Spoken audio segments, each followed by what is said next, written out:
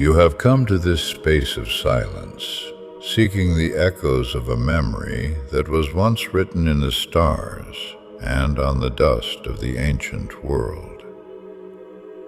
You stand before the threshold of a vast internal library, where the movements of the species are recorded not as history, but as a continuous breath of seeking.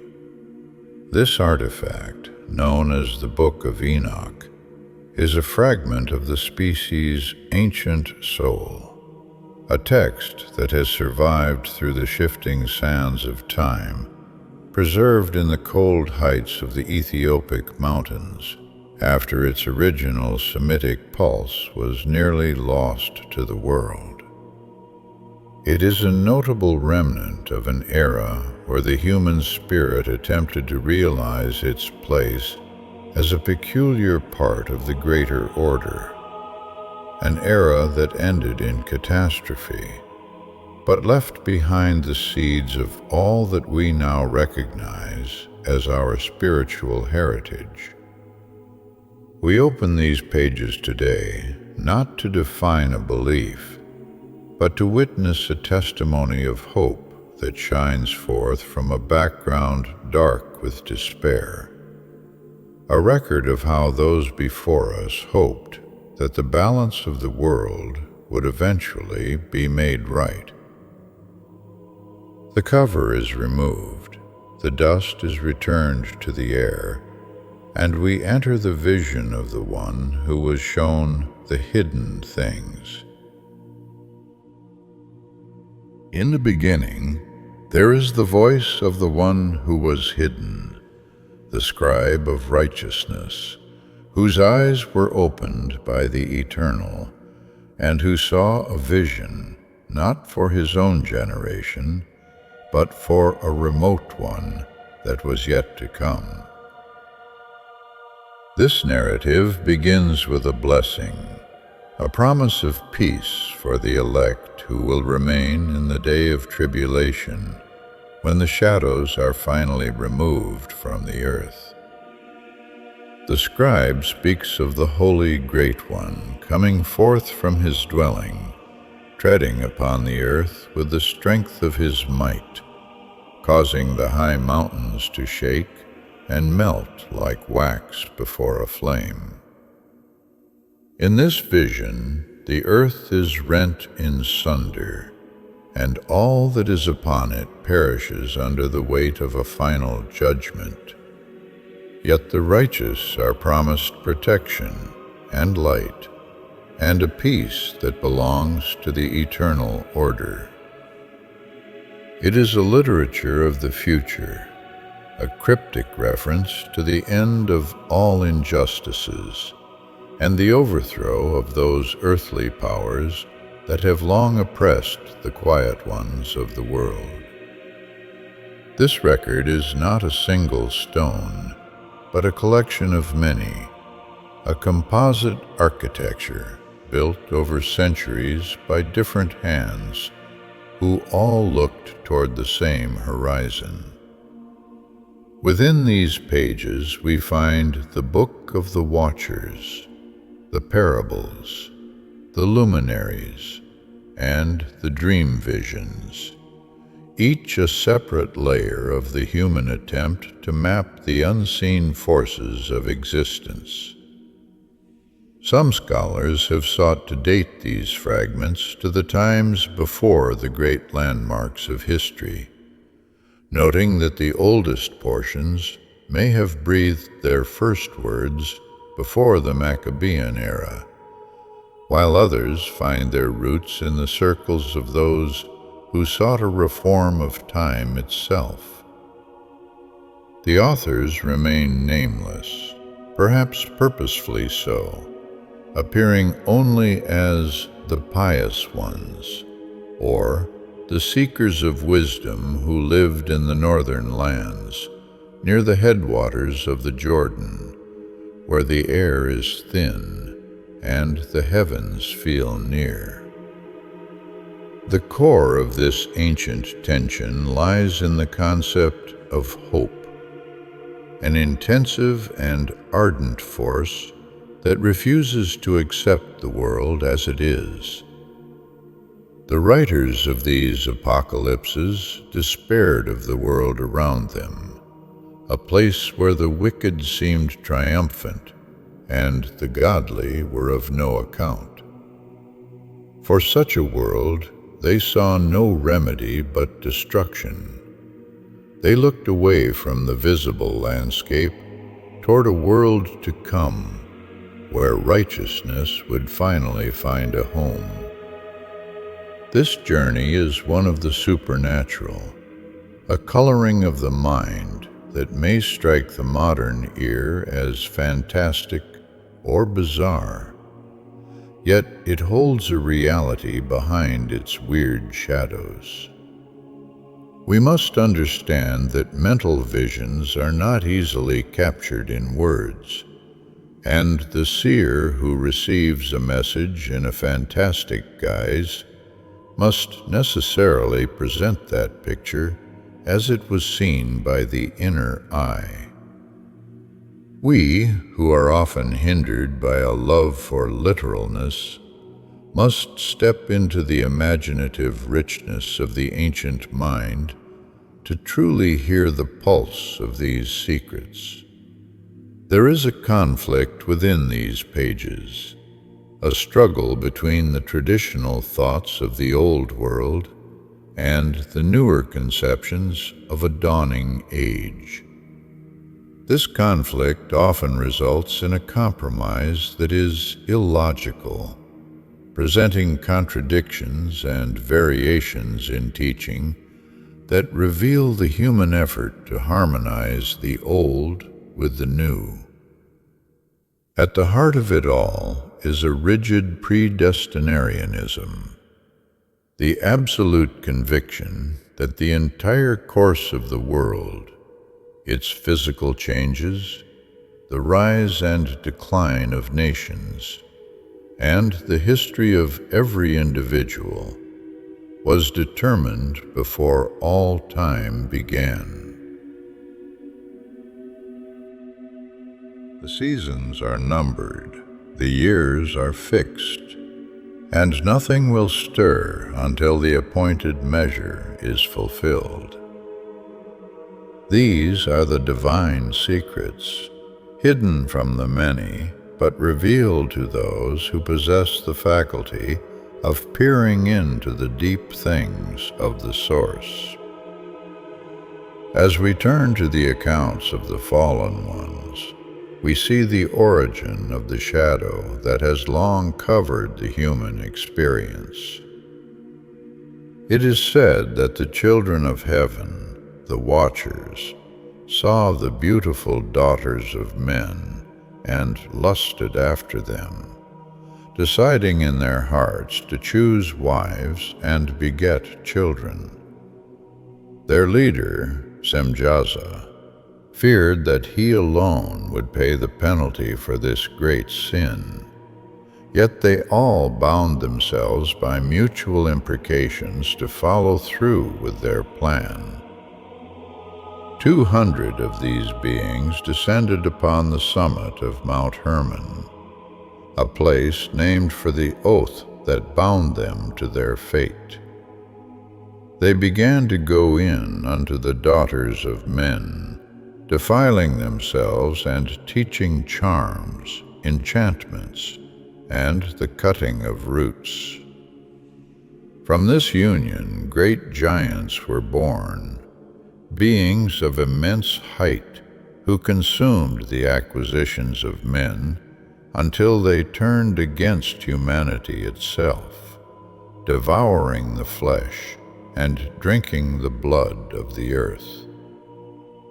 The earth, burdened by this lawlessness, laid an accusation against those who had broken the order of the world.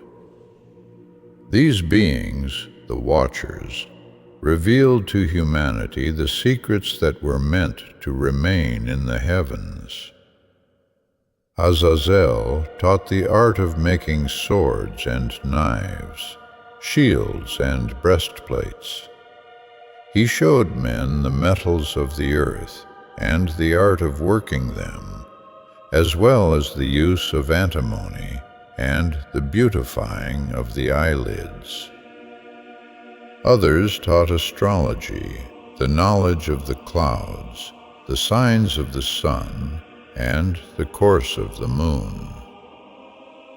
As men perished under the weight of this knowledge and the violence of the giants, their cry went up to the gates of heaven. The archangels, Michael, Uriel, Raphael, and Gabriel, looked down from their holy heights and saw the blood being shed, the lawlessness being wrought, and the souls of the dead making their suit to the Most High. They presented the cause of the species before the Lord of the ages, the King of kings, whose throne stands for all generations, and whose name is holy and glorious. They spoke of how the whole earth had been filled with blood and unrighteousness, and how the souls of the departed were lamenting at the gates, unable to cease because of the deeds they had witnessed. The response of the Eternal was swift and absolute. A messenger was sent to the son of Lamech, bidding him to hide himself and preparing him for the end that was approaching, a deluge that would destroy all that lived upon the face of the ground. The preserve of the seed was necessary for the generations to come, while the fallen ones were to be bound in the darkness of the desert. Azazel was to be cast into an opening in the desert, covered with rough and jagged rocks, and left to abide in the darkness until the day of the great judgment, when he would be cast into the fire.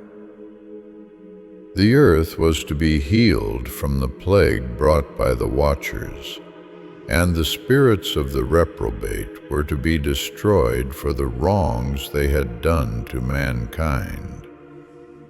The plant of righteousness and truth was to appear, proving a blessing for evermore, as the righteous escaped and lived to beget thousands, completing their days in peace. The earth would then be tilled in righteousness, planted with vines that yield wine in abundance, and cleansed from all oppression and sin. Adoration and praise would rise from all nations, and the defilement of the old world would be washed away, never to return again. Before these events took hold of the physical world, the scribe Enoch was hidden. No child of man knew where he was, or what had become of him. His activities were with the holy ones, and his days were spent blessing the Lord of Majesty.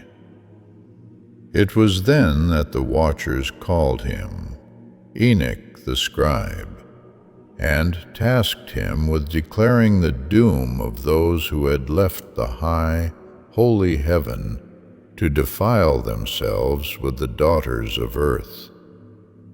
He was to tell them that they would find no peace, no forgiveness of sin, and that they would see the destruction of their beloved ones, lamenting into eternity for the mercy they would never attain. This is the beginning of the great intercession, the moment when the human scribe stands between the fallen light and the eternal source, recording the petition of those who can no longer lift their eyes to heaven for shame. And so the scribe of righteousness, moved by the trembling pleas of the fallen, took their petition to the waters of Dan, in the land that lies to the south of the west of Hermon. He sat by the moving waters and read their words until the weight of their sorrow and the gravity of their crime pulled him into the depths of sleep. It was there, in the silence of the inner mind, that a dream came to him, and visions of chastisement fell upon him like a heavy rain. A voice bidding him to speak the truth to the sons of heaven. When he awoke, he found them gathered together in Abel-jail, weeping with their faces covered, for they knew that the threshold of the eternal is not easily crossed by those who have defiled the order of existence. The message he brought back from the silence was a wall of iron. He told them that their petition would not be granted throughout all the days of eternity, and that judgment had been finally passed. From henceforth, they were never to ascend into heaven again, but were to be bound in the earth for all the days of the world, witnesses to the destruction of their beloved sons, unable to intercede for themselves or for those they had begotten in their pride. This vision was not a mere shadow, but a journey through the architecture of the cosmos, where the scribe was carried by clouds and summoned by mists. The stars and the lightnings hastened his pace, and the winds became a vessel that lifted him upward into the very throat of heaven. He drew nigh to a wall built of crystals, surrounded by tongues of fire that began to affright him. Yet he entered the flames and approached a large house built of the same transparent stone. Its walls were like a tessellated floor of crystal, and its ceiling was the path of the stars, where fiery cherubim moved in a heaven as clear as water. Within this house there was a strange and terrible union of opposites, for it was as hot as fire and as cold as ice, a place where no delights of life could be found, only the shivering weight of fear. As he quaked and fell upon his face, he saw a second house, even greater than the first, built entirely of flames, excelling in splendor and magnificence beyond the capacity of human tongue to describe. Its floor was fire, its ceiling was fire, and in the center sat a lofty throne with the appearance of crystal and wheels like the shining sun. There upon the throne sat the great Glory, whose raiment shone more brightly than the sun and was whiter than any snow. 10,000 times 10,000 stood before him, yet he needed no counselor, and the most holy ones who were nigh to him never departed by night nor day. The Lord called the scribe with his own mouth, bidding him to approach and hear the word that was to be spoken to the watchers. The verdict was a reminder of their primal nature.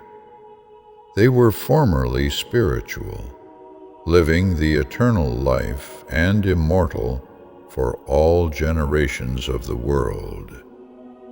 They were not appointed wives, for the dwelling of the spiritual ones is in the heaven. Yet they had lusted after the blood of flesh, and begotten giants, who were now to be called evil spirits upon the earth. These spirits, born from the union of the holy and the corrupt, were to afflict, oppress, and work destruction, hungering and thirsting though they take no food, rising up against the children of men, because they proceeded from them. The age was to be consummated over the watchers and the godless, a finality that offered no peace, for they had known only the worthless mysteries, and had revealed them in the hardness of their hearts. The scribe was then led by the holy ones to the places of darkness, to a mountain whose summit reached into the heavens, where the treasuries of the stars and the thunders are kept. He saw the living waters and the fire of the west, which receives every setting of the sun. And he came to a river of fire that discharged itself into the great sea. He witnessed the cornerstone of the earth, and the four winds which bear the firmament, the pillars of heaven that turn the circumference of the sun and the stars to their setting. He reached a region that was the end of the great earth, a place where the heavens were completed, and there he saw a deep abyss with columns of heavenly fire falling into it. This was the prison of the stars and the host of heaven, those who had transgressed the commandment of the Lord by not coming forth at their appointed times. They were to be bound for 10,000 years, or until the time when their guilt should be consummated. A reminder that in this universe, even the lights of the sky are subject to a law that does not bend. In this journey, the scribe learned the names and functions of the 7 archangels who watch over the various realms of existence. There was Uriel, who is over the world and over Tartarus; Raphael, who is over the spirits of men; Raguel, who takes vengeance on the world of the luminaries; and Michael, who is set over the best part of mankind and over chaos. There was Sarachael, who is set over the spirits who sin; Gabriel, who is over paradise and the serpents and the cherubim; and Remiel, whom the Eternal set over those who rise. Each of these beings is a guardian of a specific threshold, a warden of the order that keeps the species and the cosmos from dissolving back into the void. Deep within the earth, the scribe was shown the underworld, a high mountain of hard rock containing 4 hollow places, deep and smooth.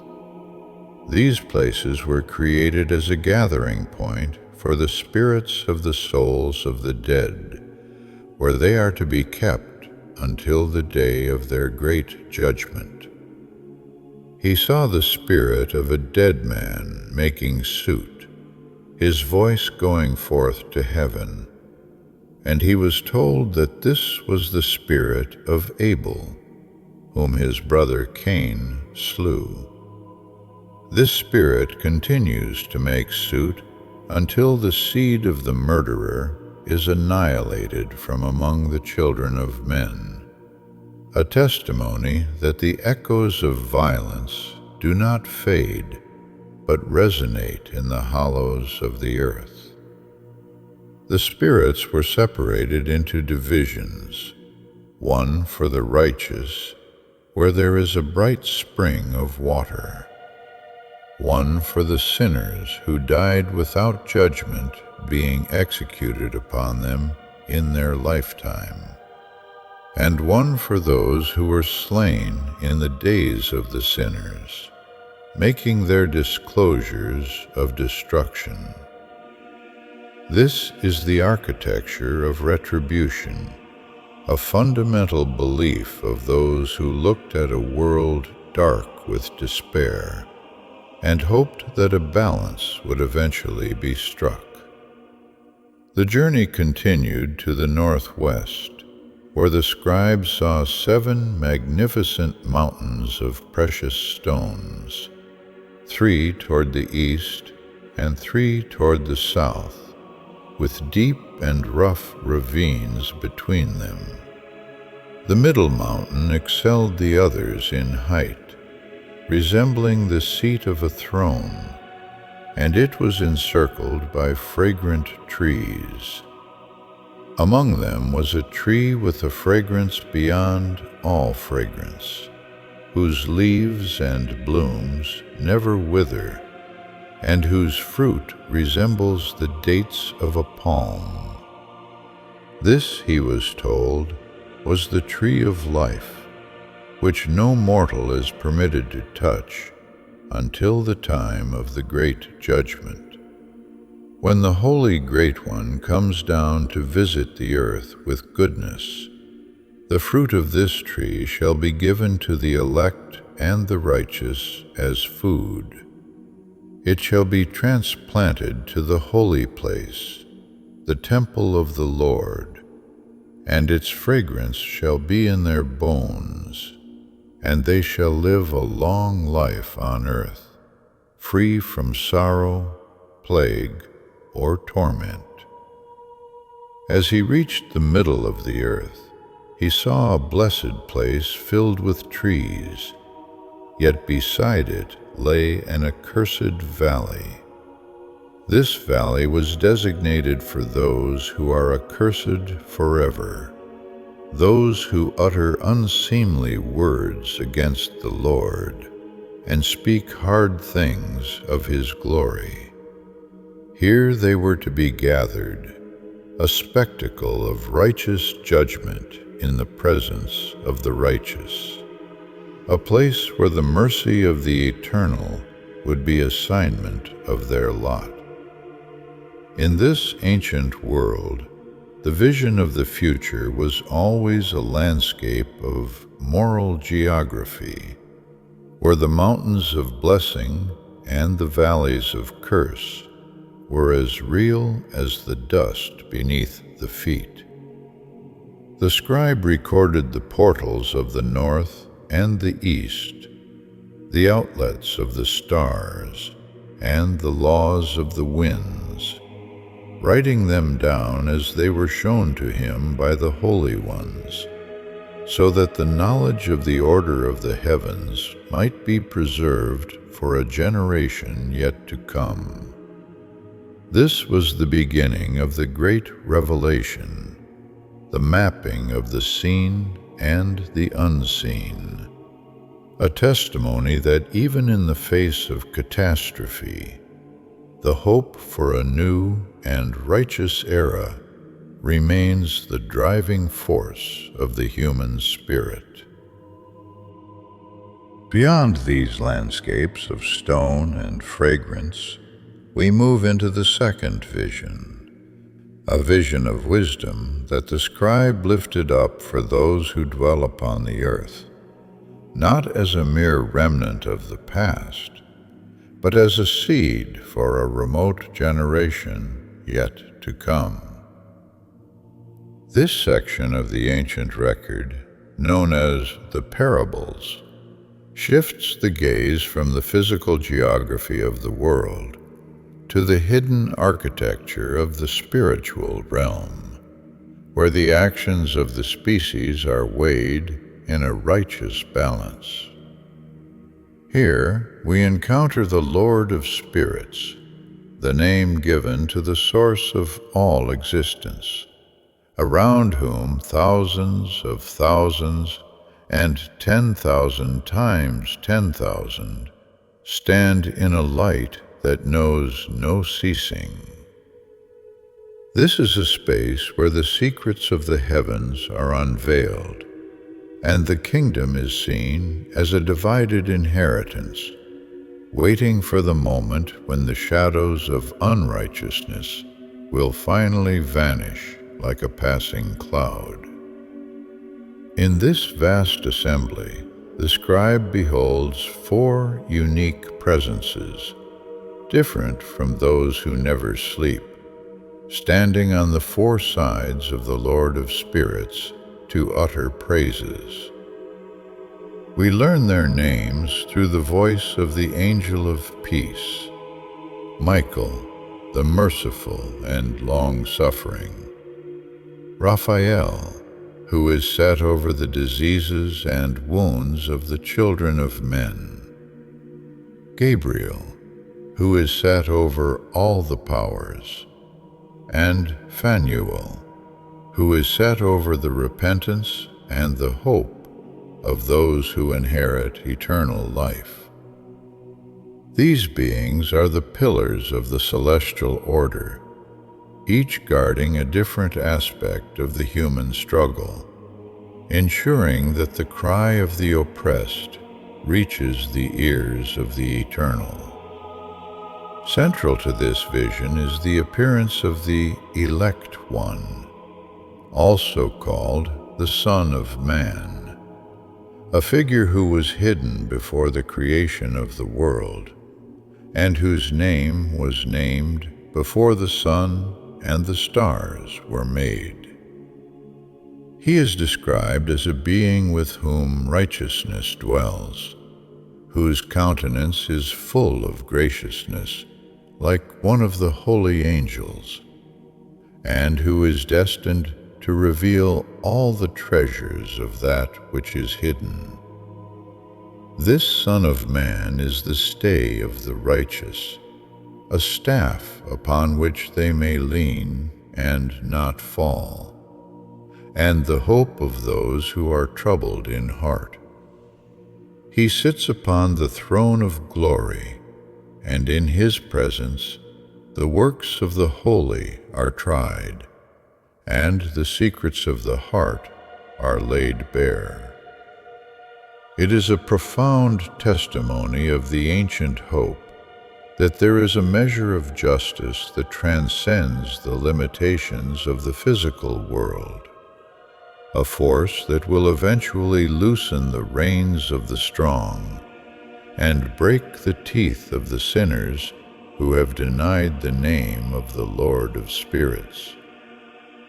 The scribe is shown the fountain of righteousness, an inexhaustible spring around which many fountains of wisdom flow, where all the thirsty of the species may drink and be filled with understanding. Their dwellings are with the holy and the elect, in a state of being where righteousness prevails and where the mouth is full of blessing. In this era of the vision, the light of the sun shall abide upon the holy, and glory and honor shall turn to those who have been victorious in the name of the Lord of Spirits. It is a world transformed, where the heaven and the earth are made new, and where the sinners and evildoers shall no longer set foot, for they have no place in the order of peace. The narrative then descends into a symbolic landscape of the earth's deep secrets, where the scribe is shown 6 mountains of metal, a mountain of iron, a mountain of copper, a mountain of silver, a mountain of gold, a mountain of soft metal, and a mountain of lead. These mountains, which represent the power and riches of the earthly world, are seen as wax before the fire, and as waters streaming down from above in the presence of the elect one.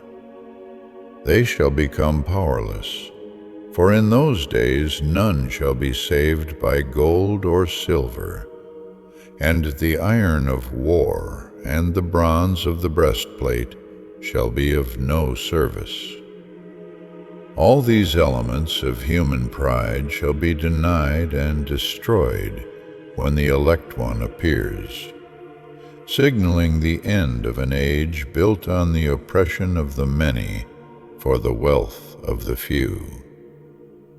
The vision reaches its height with the promise of the resurrection, a moment when the earth shall give back that which has been entrusted to it, and Sheol and hell shall return that which they have received. The elect one shall then choose the righteous and holy from among them, for the day of their salvation has drawn nigh.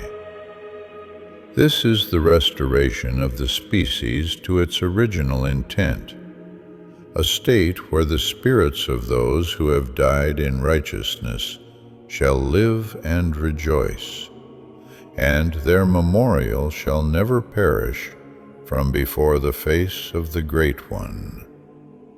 They shall be clothed with garments of glory, garments of life from the Lord of spirits, that shall not grow old, nor shall their glory pass away throughout the generations of the world.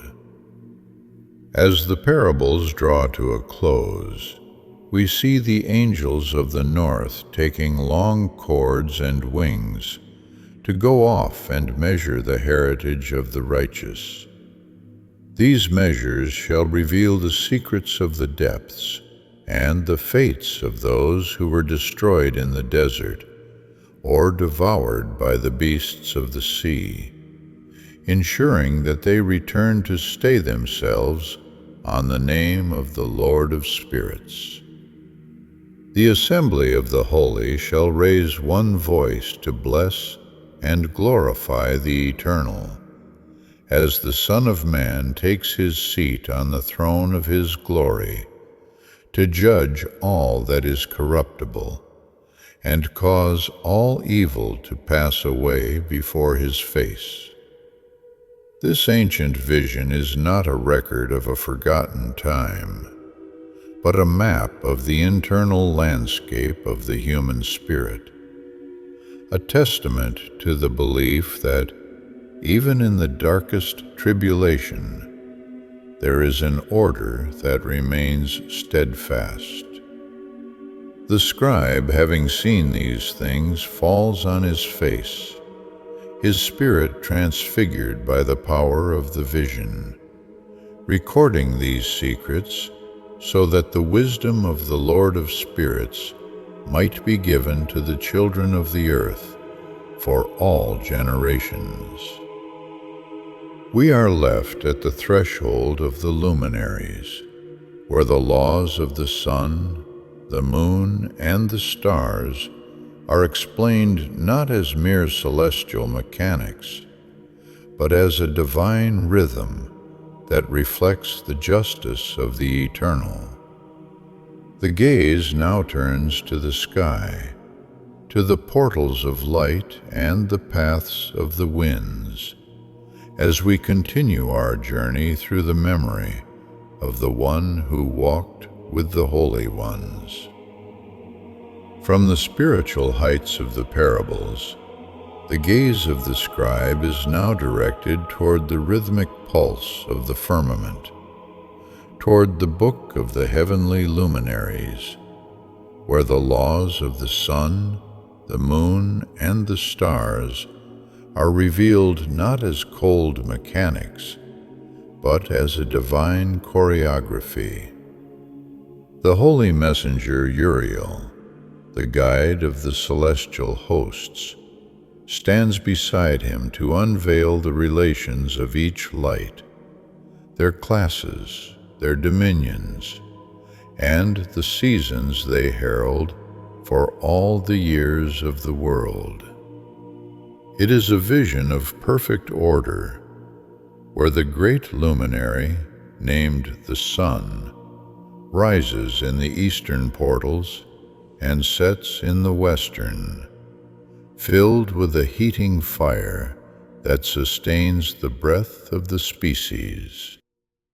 6 portals in the east and 6 in the west serve as the gates of time, through which the sun journeys in an accurately corresponding order, adding nothing to its orbit and taking nothing from it, keeping faith with the command of the Lord of Spirits. The scribe records how the day becomes longer and the night shorter, a shifting balance that completes the year in exactly 364 days, a measure of perfect justice that does not advance or delay by a single day unto eternity. Beside the great sun, there is the smaller luminary, the moon, whose chariot is driven by the wind, and whose light is given in definite measure. Her phases are a map of the unfolding month, waxing through 14 parts of light until her circumference is full, then waning back into the darkness of the 15th day. This celestial dance is led by the heads of thousands, the guardians who are placed over the whole creation and are inseparable from their office, ensuring that the 4 intercalary days correctly divide the 4 portions of the year.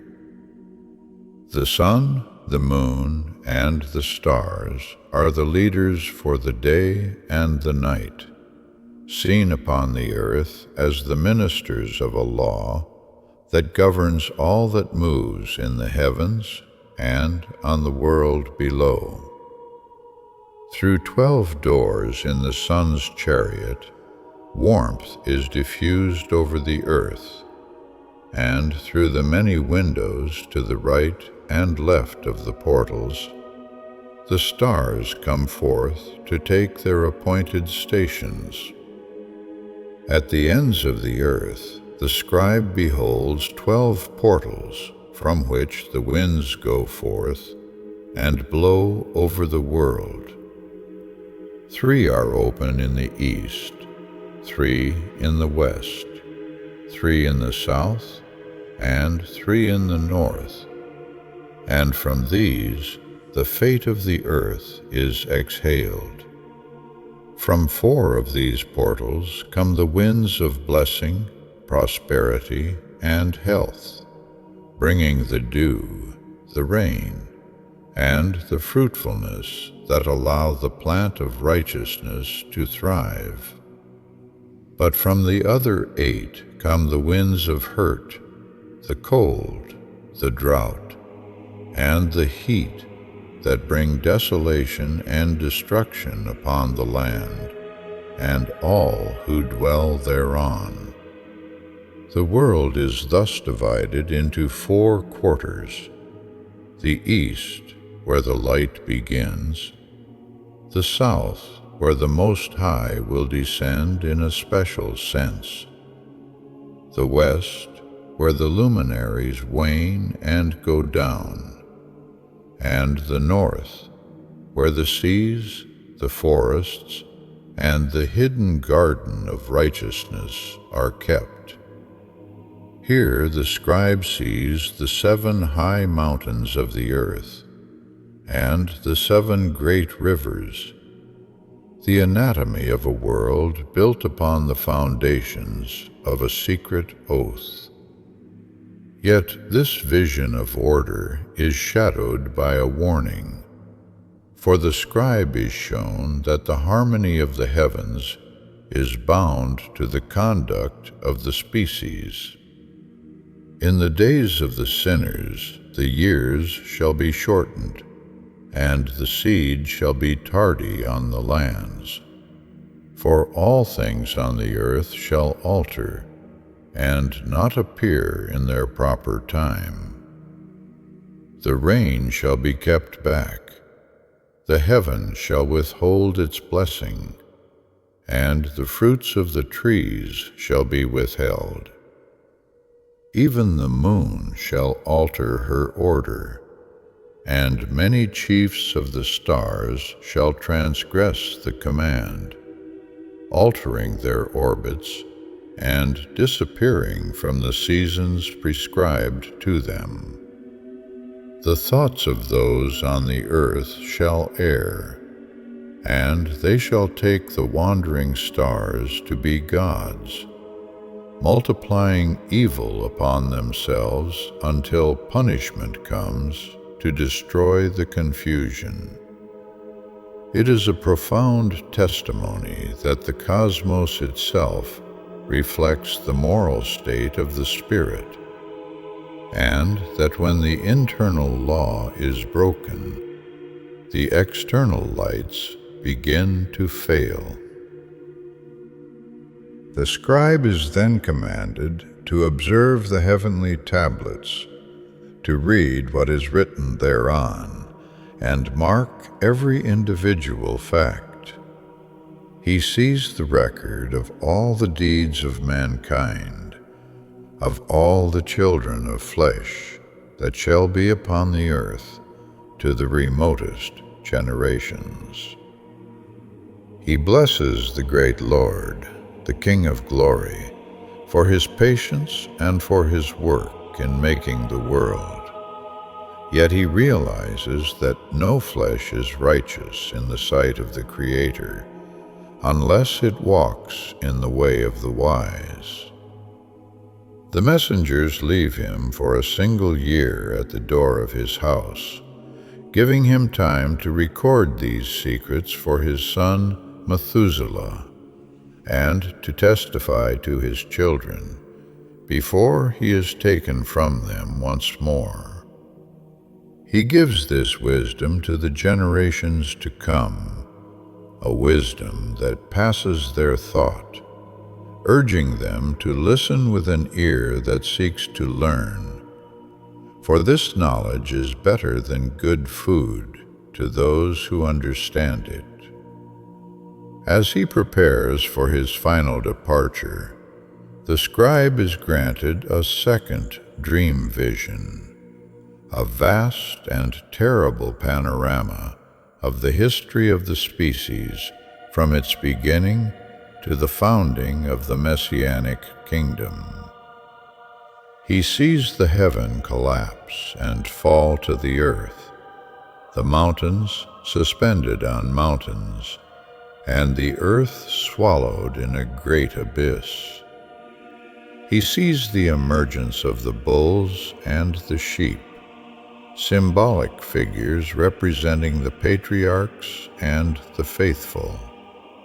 And he witnesses again the fall of the stars, those watchers who descended to cover the cows and beget the elephants, camels, and asses.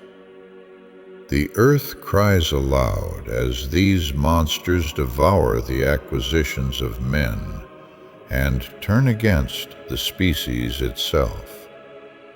The scribe watches as the archangels descend to bind the fallen stars and cast them into the darkness of the abyss. And he sees the white bull who became a man, building the vessel that would float upon the waters of the deluge.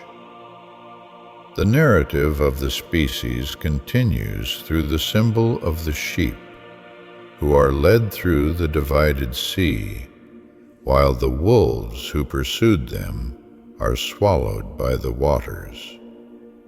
He witnesses the giving of the law upon the lofty rock, the building of the house for the Lord of the sheep, and the long cycles of the sheep being blinded, and their eyes being opened.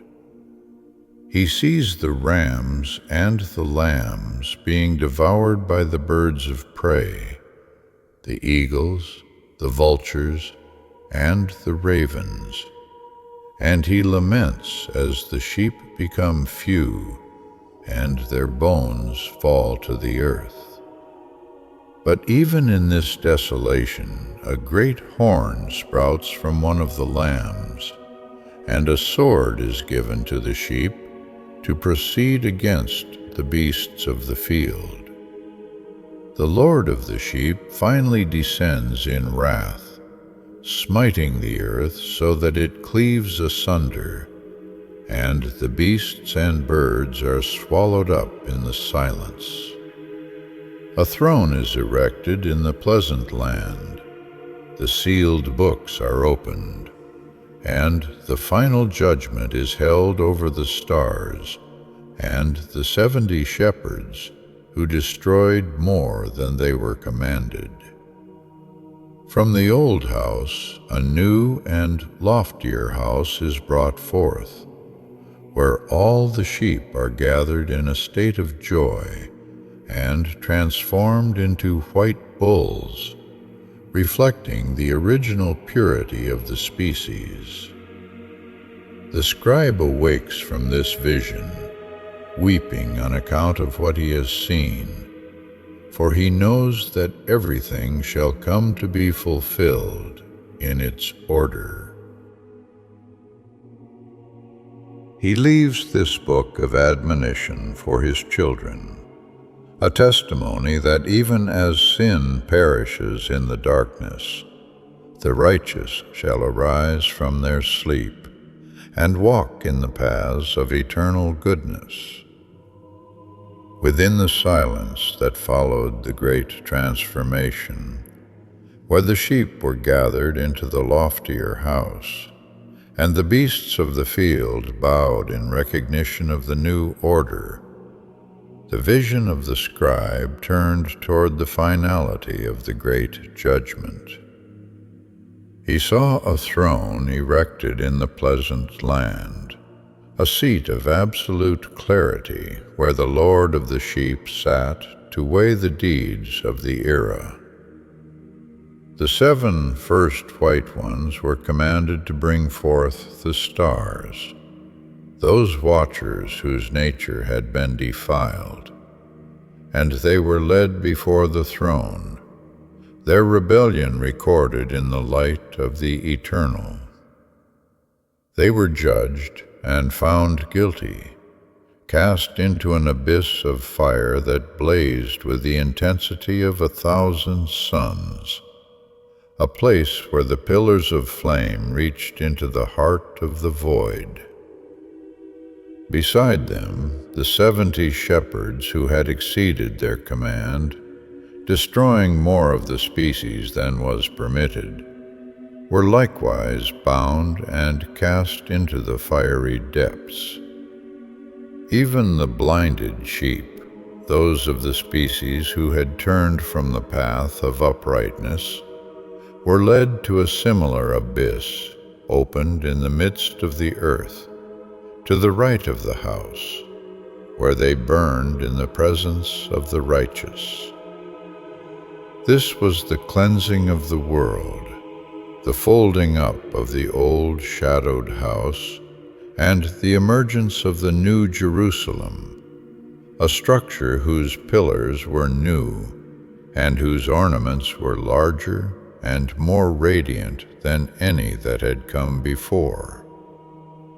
In this new sanctuary, the eyes of the species were opened, and they saw the good, and there was not one among them who remained in darkness. The scribe witnessed the birth of a white bull with large horns, a figure of such majesty that all the beasts of the earth and the birds of the air made petition to him continually. This was the ultimate restoration, where the generations were transformed, and the Lord of the sheep rejoiced over the purity that had finally returned to the world. The scribe, having seen the fulfillment of all things in their order, awoke with a great weeping, for the weight of the future and the memory of the first dream lay heavy upon his soul. The narrative then shifts from the heights of vision to the intimacy of a father's parting words, as the scribe of righteousness, summons his children to receive the final doctrine of wisdom. He calls to Methuselah and his brothers, for the word of the Spirit is poured out upon him, and he must show them everything that shall befall the species forever. He exhorts them to love uprightness and to walk therein, warning against the double heart and the association with those who have turned from the source. He speaks of a time when violence will increase on the earth, and a great chastisement will be executed. But he promises that the righteous shall arise from their sleep and walk in the paths of eternal goodness. To explain the flow of existence, the scribe reveals the apocalypse of weeks, a map of history divided into 10 distinct measures of time, each predetermined before the world was founded. He speaks of his own birth in the first week, a time when judgment and righteousness still endured upon the earth. In the second week, great wickedness and deceit arose, leading to the first end, the deluge, where a single man was saved to preserve the seed. The third week saw the election of the plant of righteous judgment, the root from which the posterity of faith would grow forevermore. In the fourth week, visions of the holy were seen, and a law for all generations was established. In the fifth week, the house of glory and dominion, the temple, was built for the eternal. But the rhythm of the weeks is also a rhythm of shadow. In the sixth week, those who lived within the house were blinded, and their hearts godlessly forsook wisdom. The house of dominion was burnt with fire, and the chosen root was dispersed across the face of the earth.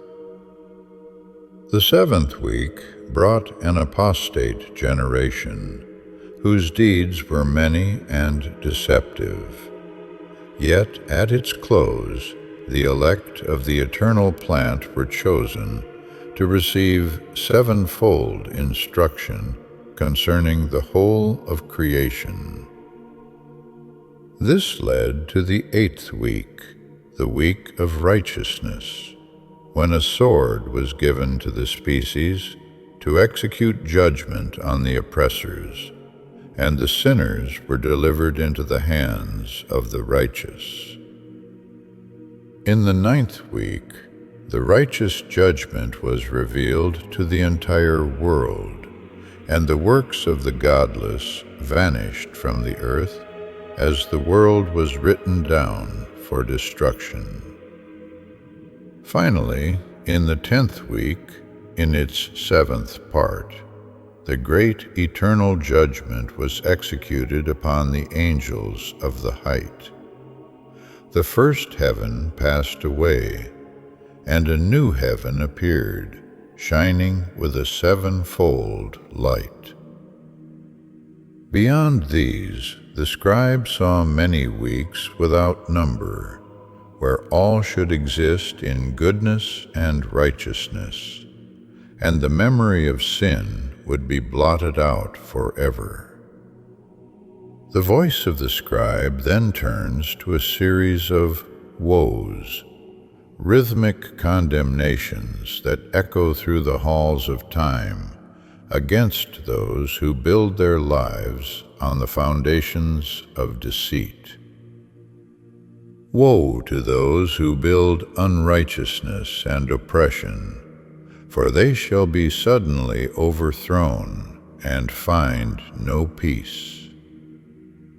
Woe to the rich who have trusted in their riches and forgotten the Most High, for they shall be ready for the day of slaughter and the day of darkness.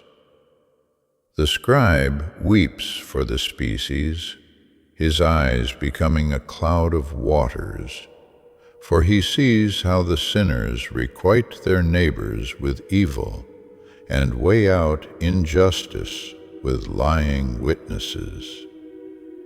He warns that although the sinners appear like the righteous in their outward wealth, their hearts convict them, and their riches shall be a testimony against them in the day of tribulation. He points to the fountain of life, which the wicked have forsaken to drink from the waters of every passing fountain, only to find themselves consumed and withered away. He reminds the righteous to be hopeful, for even though they have suffered and their souls have descended into Sheol in grief, a bright light shall enlighten them, and the voice of rest shall be heard from heaven. The scribe declares that every sin is recorded daily in the presence of the Most High, and no deed of oppression is hidden or covered from the gaze of the Eternal. The elements of nature, the rain, the dew, the sun, and the moon, shall all be summoned to testify against those who execute judgment on the righteous. For all of creation is mindful of the sins of the species. Even the sea and its movements are the work of the Great One, who has set limits to the waves with the sand. And if the sinners do not fear the One who made the heaven and the earth, they shall have no peace when the word is launched against them.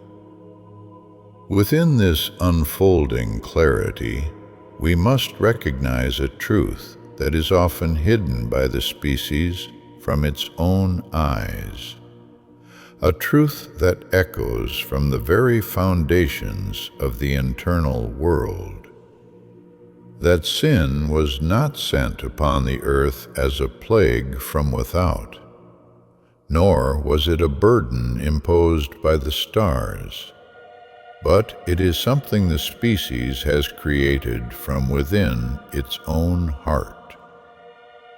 As a mountain does not become a slave, and a hill does not become the handmaid of a woman, so has the weight of unrighteousness been fashioned by the hands of those who walk upon the dust. Under a great curse shall they fall who commit these deeds, for they have turned their creative breath toward the void, seeking a power that does not belong to the order of life. Let no one think in their spirit or whisper in the silence of their heart that their deeds are not seen, or that their thoughts are lost to the wind. For every sin is recorded daily in the presence of the Most High, an eternal inscription that marks the movement of every soul through the landscape of time. There is no ransom for the one who has prepared themselves for the day of tribulation, for they have chosen a path that leads away from the source and into the great shame of the Spirit.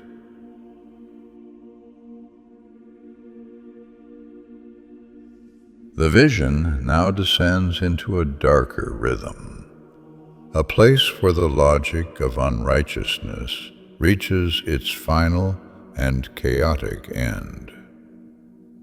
In those days, the bonds of the world will break, and the fathers, together with their sons, shall be smitten in one place, and brothers shall fall in death one with another, until the very streams flow with their blood. A man shall not withhold his hands from slaying his own offspring, and the sinner shall not stay his hands from his honored brother. For the darkness will have consumed the memory of their shared breath. From the dawning of the sun until its setting, they shall slay one another in a fever of lawlessness. And the horse shall walk up to its breast in the blood of the fallen, and the chariot shall be submerged to its height in the river of human sorrow. In this hour of deep shadow, the angels shall descend into the secret places, gathering together all those who brought down sin into the world, so that the great Holy One may arise to execute a judgment that restores the balance of the ages. Yet over the righteous and the holy he will appoint guardians from among the bright ones, to guard them as the apple of an eye, until the end of all wickedness is made. Even though the righteous may sleep a long sleep, they have nothing to fear, for they are held in a memory that the void cannot touch. The elements of the world themselves are called to witness against the species that has forgotten its place.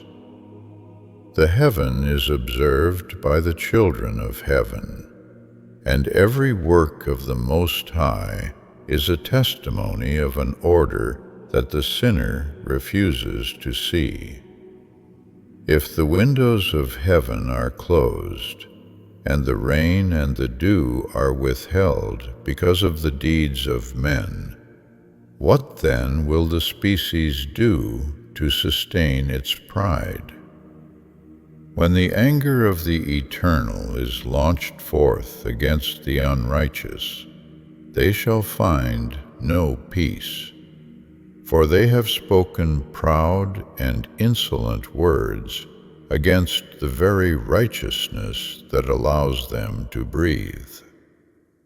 Consider the sailors upon the ships, how they are tossed by the waves and shaken by the winds, fearing for their goodly possessions, because they know the sea may swallow them.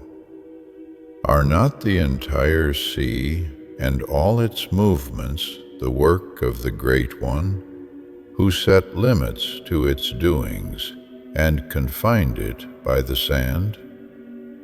At his reproof the waters are afraid and dry up, and the fish die. Yet the sinners on the earth do not fear the one who made the heaven and the earth and all that is therein.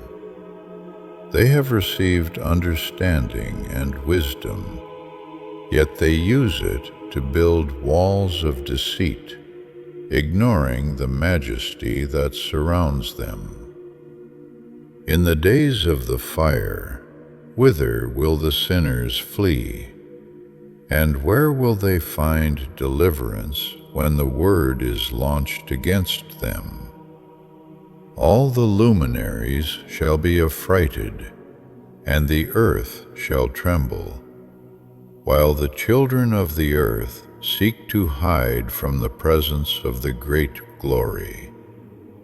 The sinners will look upon the righteous who have died and mock them, saying that the righteous have reaped no benefit for their deeds, and have descended into Sheol in grief and darkness, just as they have.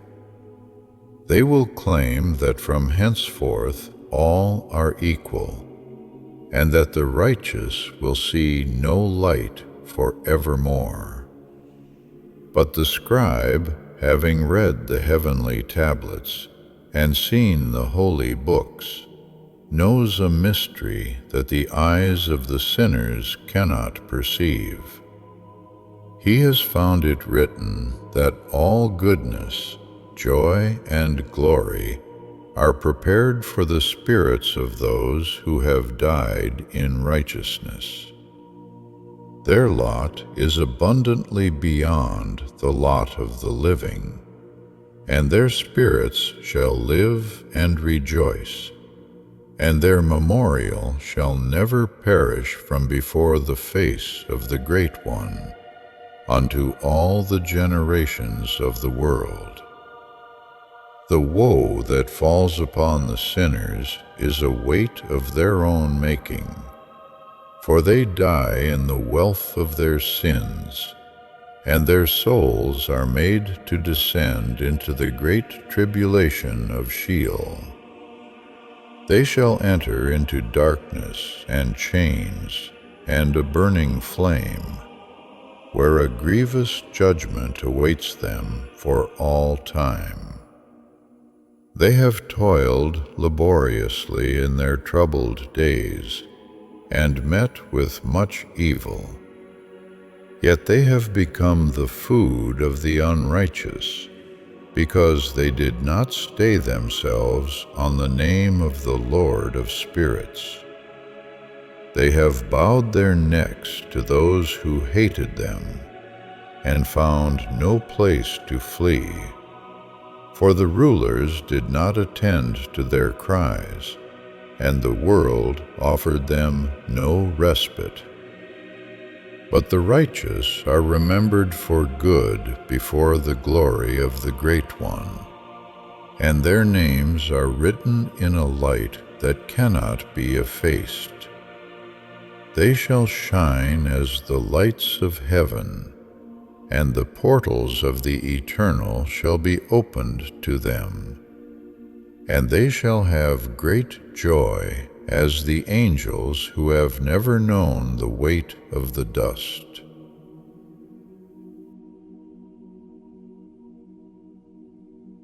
We must understand that even as the sinners grow strong and prosper, the righteous are not to be their companions. For the righteous belong to the hosts of heaven. The sinners may believe that their deeds are not written down, yet every day their actions are recorded in the presence of the light and the darkness. They alter and pervert the words of uprightness, speaking wicked words and practicing great deceits. Yet the truth remains unchanged. A time will come when the books will be given to the righteous and the wise, and these books shall become a cause of joy and uprightness and much wisdom. To them the books shall be given, and they shall believe in them and rejoice, and every path of uprightness shall be made clear to those who have learnt from the sacred record. In those days the Lord shall summon the children of the earth to witness this wisdom, for they are the guides of the species, and a recompense over the whole world. The Eternal and the Son shall be united with them forever in the paths of uprightness, and the children of the light shall have a peace that passes all understanding. This is the end of the second vision, a testimony of the hope that remains even when the world is rent asunder.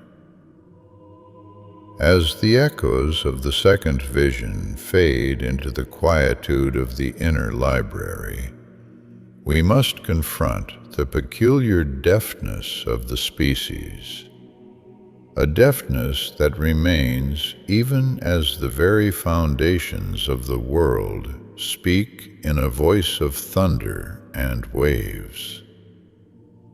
We are led to observe the heaven and every work of the Most High, to witness how the windows of the sky may be closed at a word, withholding the rain and the dew until the earth gasps for the moisture of life. What will the species do in that hour of dryness, when the pride of their insolent words finds no answer in the parched ground? We look to the sailors of the ships, those who traverse the great waters, and know the trembling of the heart when the waves are tossed by the winds. They fear the sea because they understand that their goodly possessions and their very breath are held in the hand of a power they cannot command, a power that has set limits to the deep and confined the movements of the tides by the simple boundary of the sand. At the reproof of the Eternal, the waters are afraid, and the life within them withers. Yet the sinners upon the dry land feel no such tremor. They possess understanding and wisdom, yet they use it to deny the very source of the light that allows them to see. They do not fear the one who made the heaven and the earth, and everything that moves within them, as if they were somehow separate from the rhythm that governs the stars and the seasons. In the days when the fire is brought upon the world, where will these voices find a place to hide? When the word is launched forth against them, a word that carries the weight of all the forgotten truths, will they not be affrighted? The luminaries themselves shall tremble, and the earth shall quake in recognition of the great glory. But the sinners are found in a state of cursedness, having no peace, because they have rejected the harmony of the whole. They look upon the righteous who have died, those who walked in goodness, and yet faced the tribulations of the flesh, and they utter words of mockery. They say that the righteous have reaped no benefit for their deeds, that they have died in grief and darkness, just as the wicked have, and that in the silence of the grave all are made equal. What will they receive, they ask, and what will they see forevermore? Behold, they too have died, and henceforth they shall see no light. This is the content of the darkened mind, a belief that the visible end is the only end, and that wealth and the robbing of others provide a sanctuary that the spirit can inhabit forever. But the scribe, who has read the heavenly tablets and peered into the holy books, reveals a mystery that contradicts this shallow equality of the dust. It is written that all goodness, joy, and glory are prepared for the spirits of those who have died in righteousness. Their lot is abundantly beyond the lot of the living. Their spirits shall live and rejoice, and their memorial shall never perish from before the face of the Great One, unto all the generations of the world. The contumely of the sinners is but a passing breath, for while they die in the wealth of their transgressions, and descend into the chains and burning flames of Sheol, the righteous are being prepared for a transformation that the flesh cannot yet comprehend.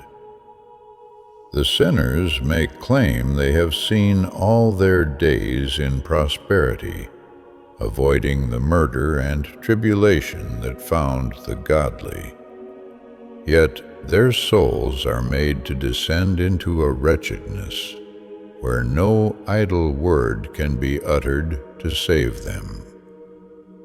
The waters of judgment, which once seemed to offer healing to their bodies, shall change their temperature, becoming a fire that burns forever, a testimony against the kings and the mighty, who believed only in the lust of their own frames. We hear the lament of the righteous from the depths of their troubled days, a cry of those who were consumed and became few in number, who were tortured and found no one to help. They hoped to be the head and became the tail. They toiled and had no satisfaction, becoming the food of the sinners, who laid a heavy yoke upon them. They desired to escape and be at rest, but found no place of safety, for the rulers did not attend to their cries, and concealed the oppression of those who devoured them. Yet the message from the Eternal is one of profound assurance. In heaven, the angels remember the species for good. Names are written before the Great One, and those who were put to shame shall soon shine as the lights of heaven. The portals of the Eternal shall be opened to them, and their cry for judgment shall be answered. For every tribulation shall be visited upon the rulers who plundered the quiet ones of the earth. The righteous are told not to fear when they see the sinners growing strong, for they are to be companions of the hosts of heaven, while the sins of the wicked are written down every single day, witnessed by the light and the darkness alike. As this record of the species draws toward its conclusion, we encounter a fragment of a memory concerning a birth that signaled a new thing upon the earth. It is told that Lamech, the son of Methuselah, begat a son whose body was as white as snow and as red as a rose, with hair as white as wool and eyes that lighted up the whole house like the sun. When the child opened his eyes, he did not cry as the children of men do, but arose in the hands of the midwife and conversed with the Lord of righteousness. Lamech was seized with a great fear and fled to his father, believing that he had begotten a strange son, one who resembled the sons of the God of heaven rather than the children of men.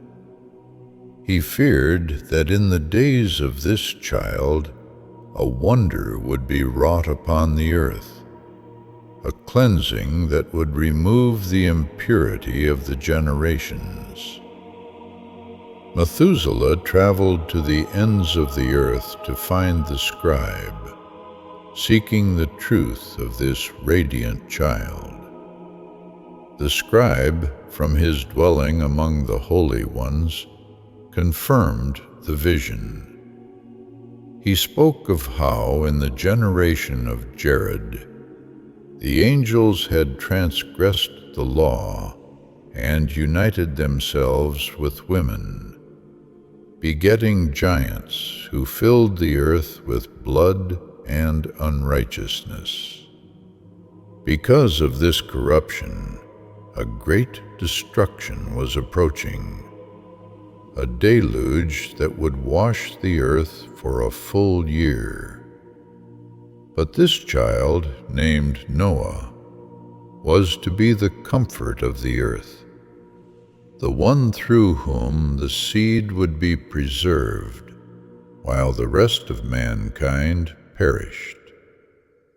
He was indeed the son of Lamech, born to be a plant of righteousness, a witness that even in the midst of total transgression, a generation of righteousness would eventually arise, and the sin would pass away from the world.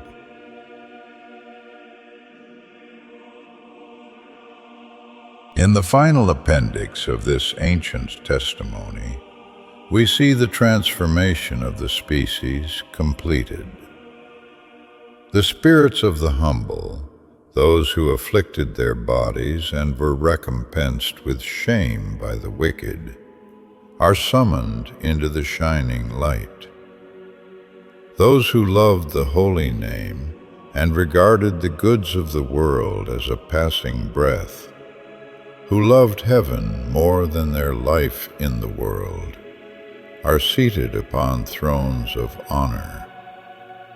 They are made resplendent for times without number, while those who were born in darkness are led back into the darkness they chose.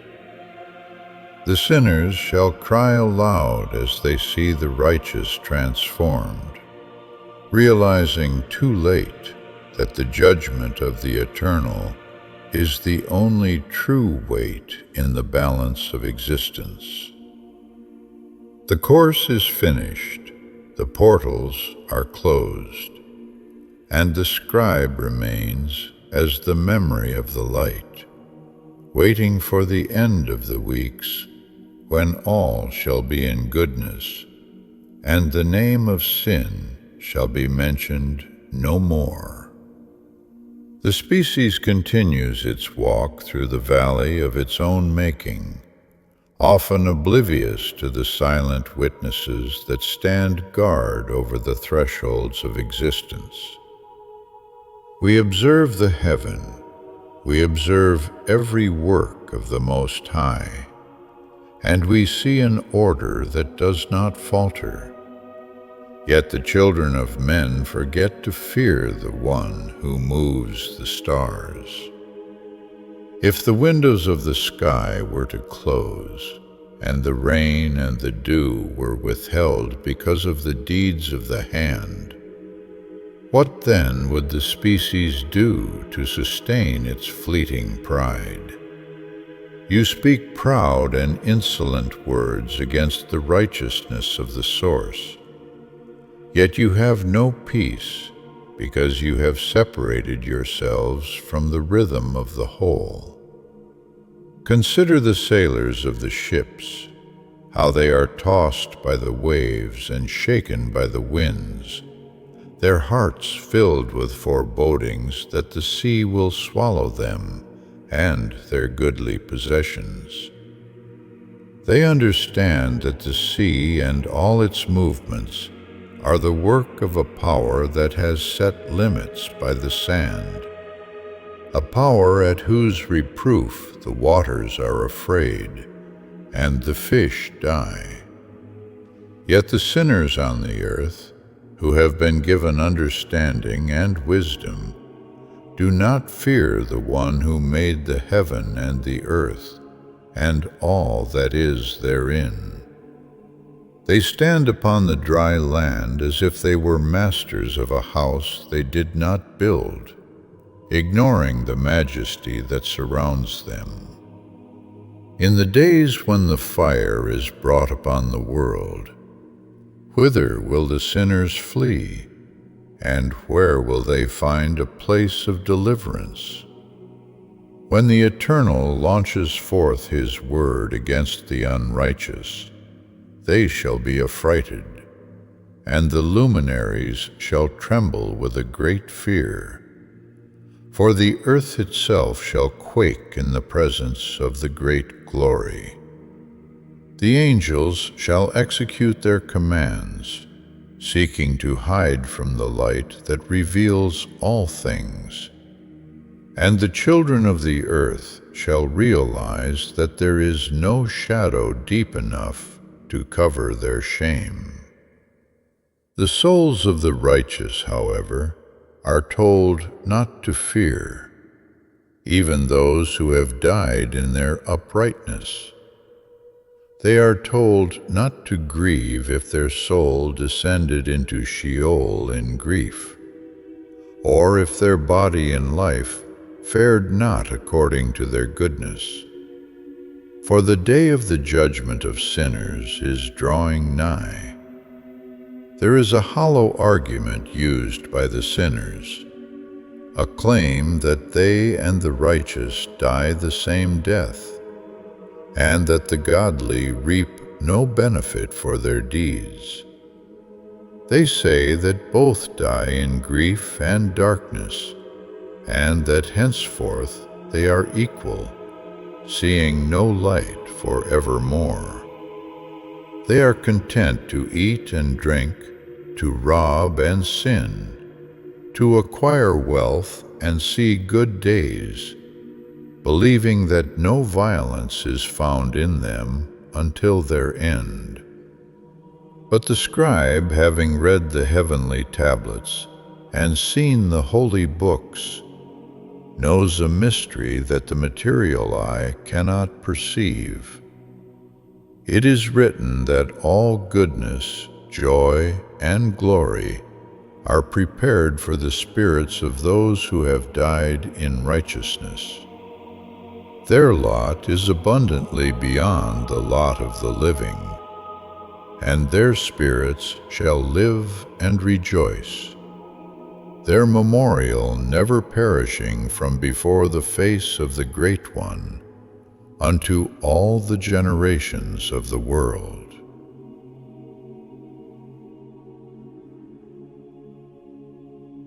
Woe is pronounced upon the sinners who die in the wealth of their sins, for their souls will be made to descend into Sheol, entering into darkness and chains and a burning flame.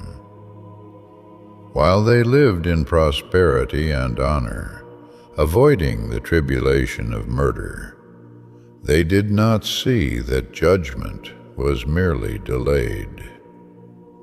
The righteous in their troubled days have toiled laboriously and experienced every evil, becoming few in number and small in spirit.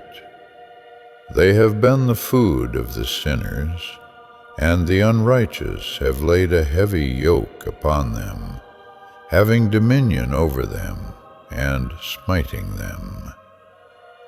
They desired to escape and be at rest, but the rulers did not attend to their cries, and would not hearken to their voice, concealing the oppression of those who devoured them.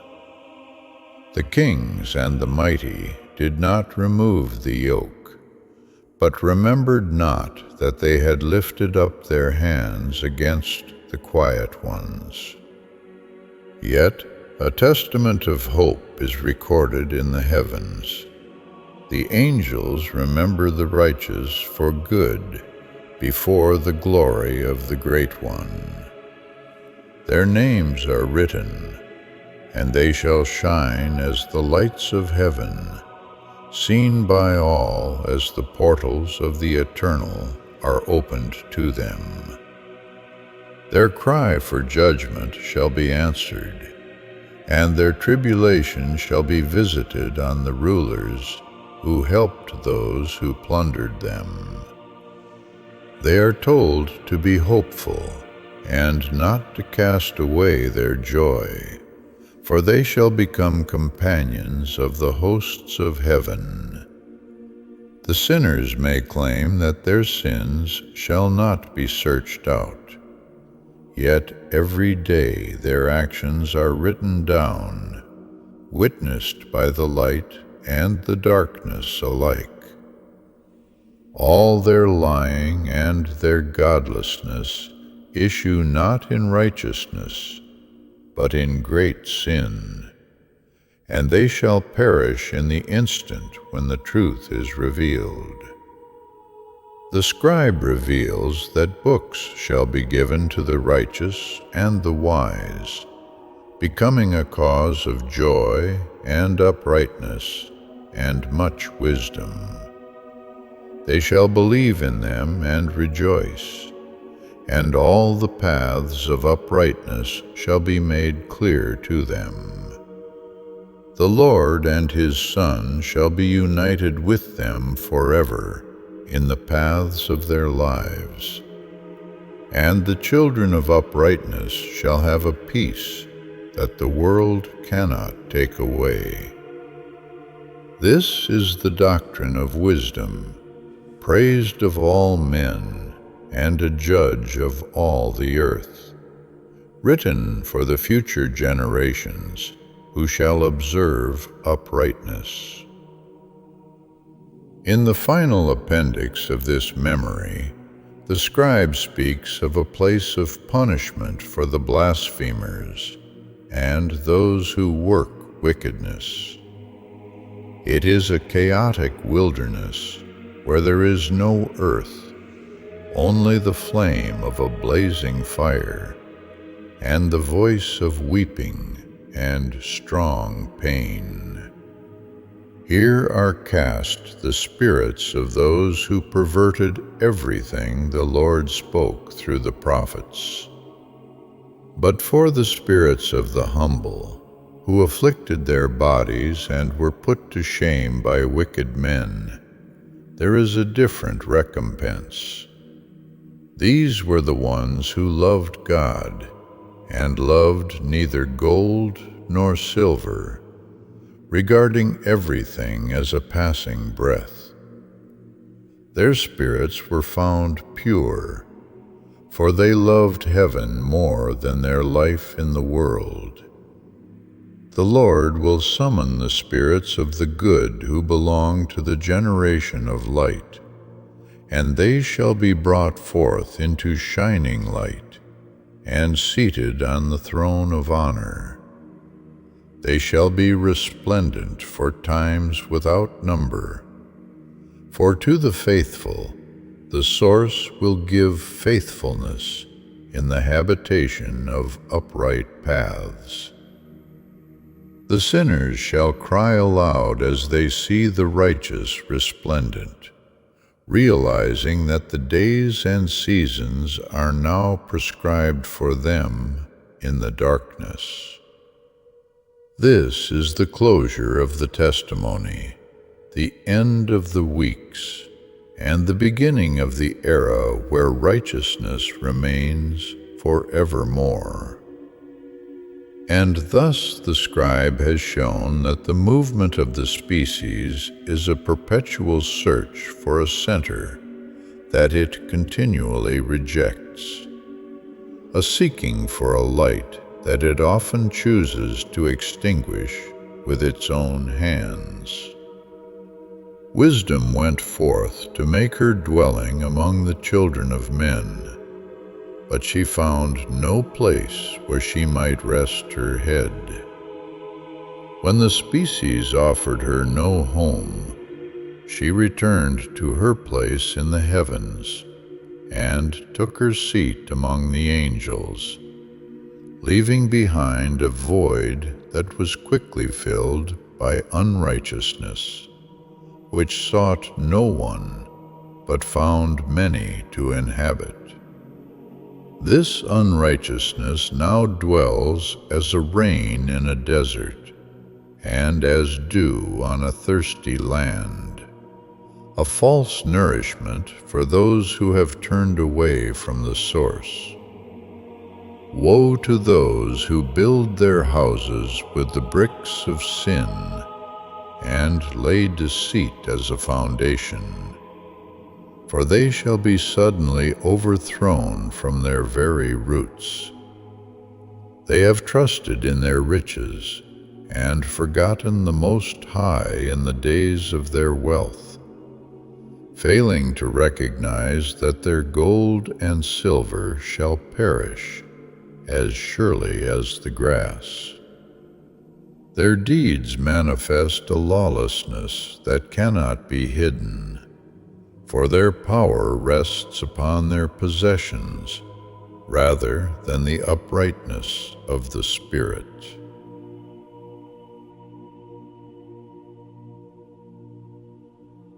The voice of the scribe cries out as a cloud of waters over those who have practiced reproaches and wickedness. He warns the righteous not to fear the sinners, even when their yoke is heavy and their power seems absolute. A time is recorded on the heavenly tablets when the Lord will deliver the oppressors into the hands of the holy, so that judgment may be executed according to the desire of those who have suffered. Woe to the lying witnesses and those who weigh out injustice, for they shall perish in an instant when the balance of the world is finally restored. Be hopeful, ye that have endured, for a bright light shall enlighten you, and the voice of rest shall be heard from the heights of heaven.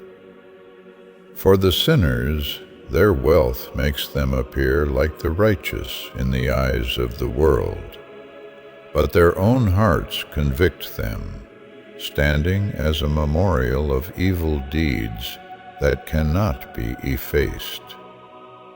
They drink wine in large bowls and tread the lowly under their feet.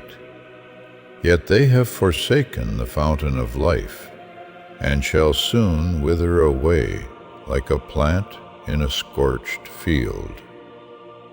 We must recognize that the Most High is mindful of the destruction of the species, and that the angels of heaven watch the unfolding of the drama with a somber joy. When the voice of the prayer of the righteous reaches the Lord, the days of judgment shall follow as a natural consequence of the order of existence. All the words of unrighteousness shall be read before the Great Holy One, and those who have acquired silver and gold in unrighteousness shall see their lies flow away like water. Riches shall not abide. They shall speedily ascend and depart from those who gained them through the suffering of others. The species must know that sin was not sent as an external force upon the earth, but man of himself has created it through the exercise of a fragmented will. Every deed of oppression is written down daily in the presence of the Source, and no day passes without the record of the species being marked by the light. Woe to the fools who perish through their own folly, for they walk without the guidance of wisdom, and transgress against those who are wise. They eat the blood and the good things of the earth in abundance, yet they have no peace in their souls. They write down lying and godless words to lead their neighbors astray, and for this they shall die a sudden death, leaving no grave to mark their passing. They pervert the words of uprightness and transform themselves into something they were never meant to be, becoming shadows that shall be trodden underfoot upon the earth.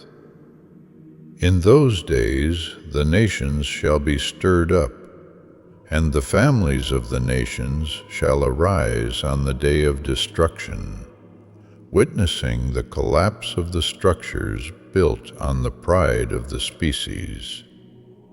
They worship stones and images of gold and silver, seeking help from impure spirits that possess no power to save. They have become godless by reason of the folly of their hearts, and their eyes are blinded through the fear that is born of their own deceit. But blessed are those who accept the words of wisdom and understand the paths of the Most High, for they shall be saved from the fire that consumes the lawless. Woe to those who build houses through the grievous toil of others, for their building materials are the bricks of sin, and they shall find no peace. He shall cast down their glory and bring affliction on their hearts, destroying them with the sword of a justice that has no respect for persons. In the days of that strong anguish, fathers and sons shall fall together, and the streams shall flow with the blood of those who turned their hands against their own brothers. The horse shall walk up to its breast in the blood of the sinners, a terrible testament to the lawlessness that has reached its full measure. Yet over the righteous and the holy, guardians shall be appointed from among the bright ones, to protect them as the apple of an eye. Though the righteous sleep a long sleep, they have nothing to fear, for they are held in the secure memory of the eternal order. Observe the heaven and every work of the Most High, and understand that if the rain and the dew are withheld, it is a reflection of the species' refusal to walk in the paths of uprightness. If the anger of the Eternal is launched against the world, the proud and insolent words of the sinners will offer no shelter.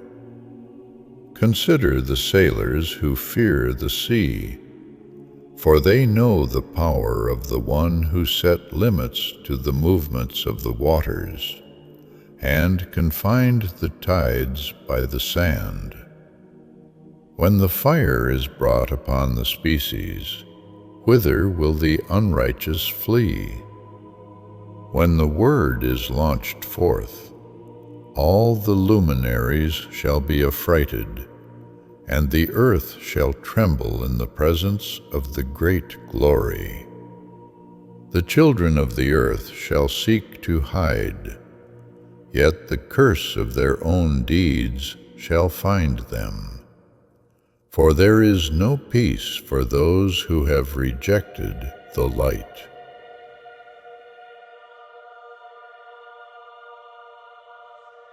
Wait for the day of the judgment of sinners, and grieve not if your soul has descended into Sheol in grief. For your end is not the end of the wicked. The sinners may say that the righteous reap no benefit, and that all are equal in the darkness of the grave. But they speak from a blindness that does not see the heavenly tablets. All goodness and joy and glory are prepared for the spirits of those who have died in righteousness, and their names are written before the glory of the Great One. They shall shine as the lights of heaven, and the portals of eternity shall be opened to them, while the sinners are delivered to the angels for punishment. The Lord and the Son will be united with the children of uprightness forever, and they shall rejoice in a peace that remains for all generations. This is the complete doctrine of wisdom, a judge of all the earth, written so that the spirit of the species may finally awaken to its eternal heritage. The journey of the soul through these visions is like a ship navigating a vast and stormy sea, where the stars above are the only true map, and the depth of the waters is a mirror of the heart's hidden secrets. And thus we arrive at the final threshold, where the vast architecture of the vision returns to the earth in the form of a singular, radiant life. A life that serves as a bridge between the corruption of the old world and the silence of the new. It is recorded in the fragments of the ancient memory that Lamech, the son of Methuselah, took a wife, and she bore him a son, whose appearance was not like the children of men. His body was white as snow, and red as the blooming of a rose, and his hair, those long flowing locks, was white as the purest wool. When this child opened his eyes, he did not cry the cry of the lost, but instead he lighted up the whole house like the sun, filling every corner with a brightness that the shadows could not penetrate. He arose in the hands of the midwife, and immediately conversed with the Lord of righteousness, his voice carrying the weight of a wisdom that had not yet been earned by years. This wonder was met not with joy, but with the primal fear of the species.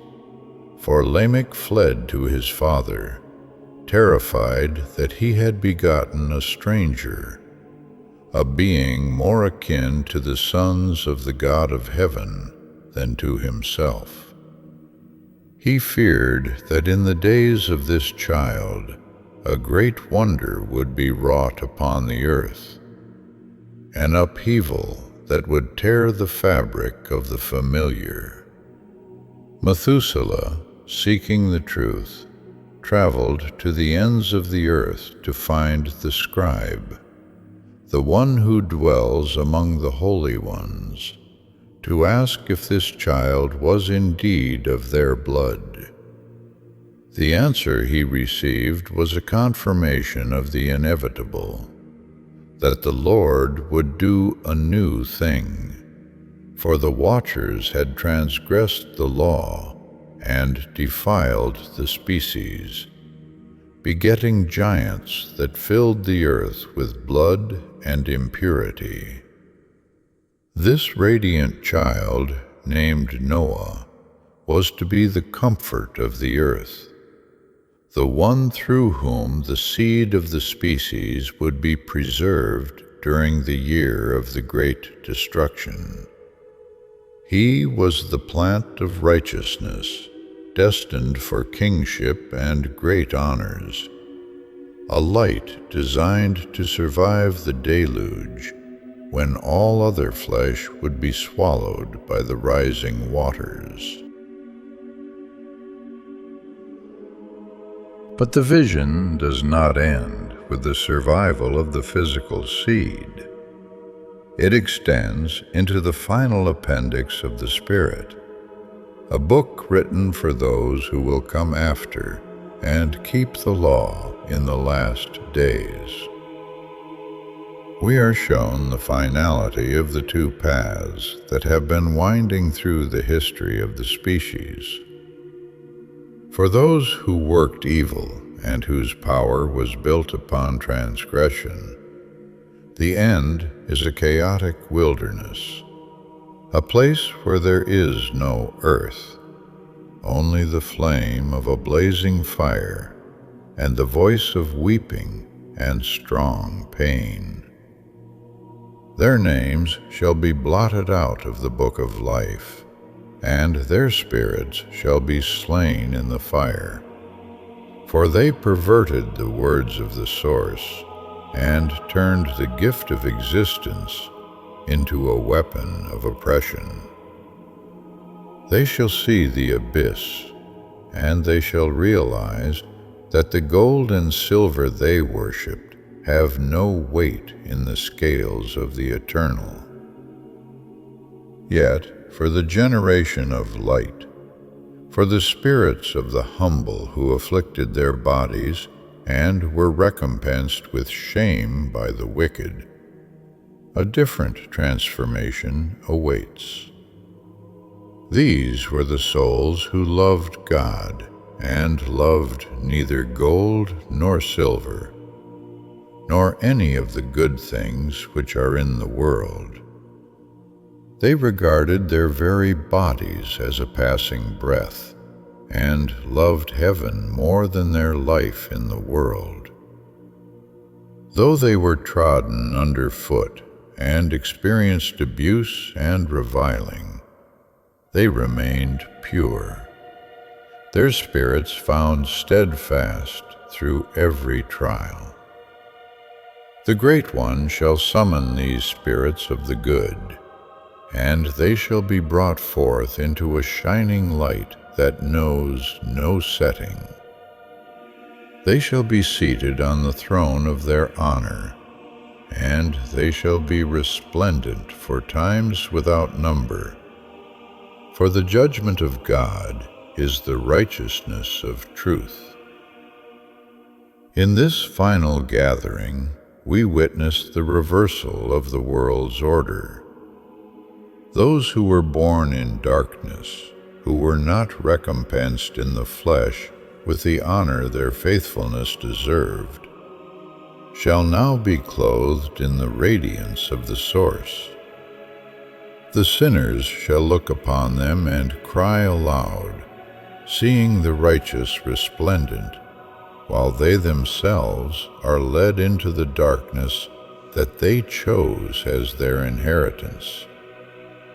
The cycle of the weeks is complete, the measures of the angels are finished, and the law of the luminaries finds its rest in the heart of the eternal. We close this ancient record now, not because the story of the species has ended, but because the testimony of the hope has been fully uttered. This artifact, the Book of Enoch, remains as a pulse within the collective memory of the species, a reminder that there has always been a witness to the light, even when the world was dark with despair. It is a record of how our ancestors hoped that God would make all right in the end, a hope that is the main underlying motive power of the human spirit. As the dust returns to the pages and the book is returned to the shelf of the internal library, we carry with us the vision of the new heaven and the new earth, where righteousness dwells, and the name of sin is mentioned no more. The journey through the visions of the scribe is a journey into the deepest layers of our own seeking. We have walked through the portals of the sun, stood before the throne of flaming fire, and heard the names of the angels who guard the order of the world. We have seen the fall of the Watchers and the rise of the Son of Man. And we have learned that the spirit of the species is capable of reaching into the very heights of the heaven of heavens. The artifact is still. The silence returns to the library, and the observer remains, watching the eternal rhythm of the lights as they rise and set in their appointed order, waiting for the day when all shall be goodness and righteousness, forever and ever and ever.